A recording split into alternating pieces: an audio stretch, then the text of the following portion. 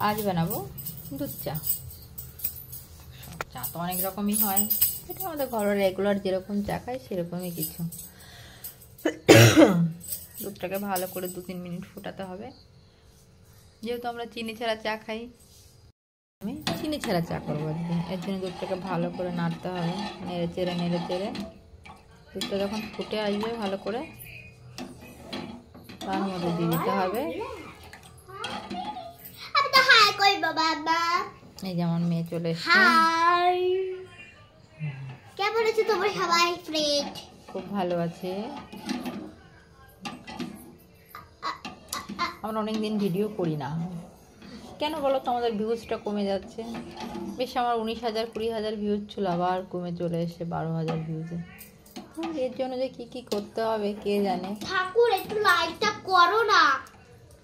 জানি চাটা খেতে সবাই পছন্দ করে, সন্ধ্যাবেলা 1 কাপ চা না হলে ভালোই লাগে না খেতে।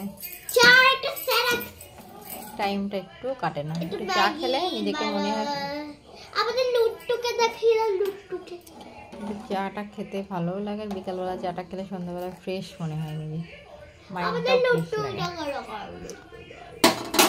এই দুধটা প্রায় ফুটে যাওয়ার মতন হয়েছে।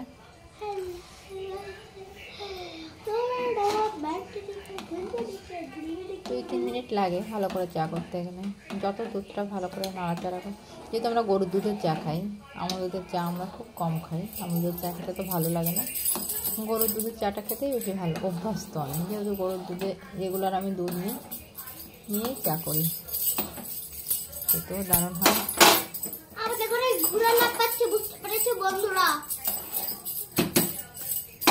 এবার দেবো লিকার পাতি চাই।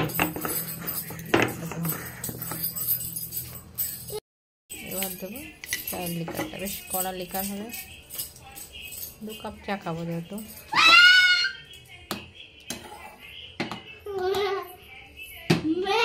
লিকারটা কড়া না হলে খেতে খুব ভালো লাগে না।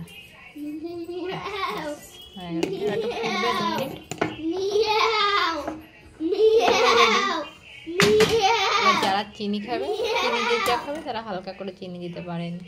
যে যেরকম খেতে পছন্দ করে সেইভাবে চিনি দিয়েছে।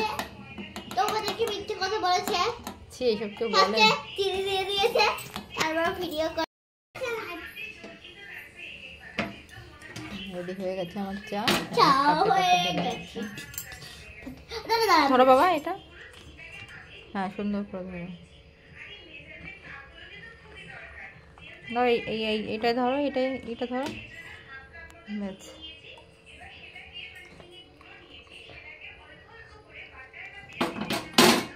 হয়ে গেছে চা রেডি। দেখো চা রেডি হয়ে গেছে। এই চাটা আমি আর আমার শাশুড়ি মা খাবো। আমিও খাবো। টাটা, আবার দেখা হবে। আমি খাবো মাম্মা।